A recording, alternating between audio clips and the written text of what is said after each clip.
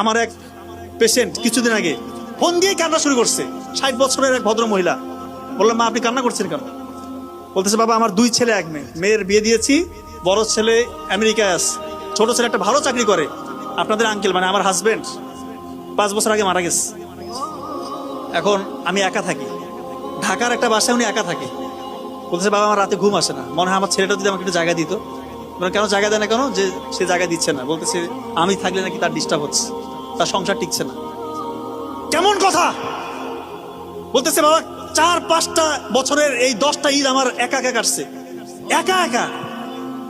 মনে হয় না ঈদের দিন কিছু রান্না করি। এত কষ্ট লাগছে কথা শুনেছে। আমি আপনাকে কি চিকিৎসা দিব মা? আপনি আল্লাহর কাছে আপনি চান, কিছু চান, আল্লাহর কাছে কান্নাকাটি করেন, আল্লাহ তাআলা সহজ করবে। হয়তো আল্লাহ তাআলা আপনার জন্য পরকালে কিছু রাখছে। আসলে ওনাকে আমি কি বলবো বলেন? এরকম কুলাঙ্গার সংসার, এরকম কুলাঙ্গার সন্তান যেন কারো পরিবারে জন্ম না নেয়। ওটা কুলাঙ্গার সন্তান, এরকম সন্তান আমরা হতে চাই না।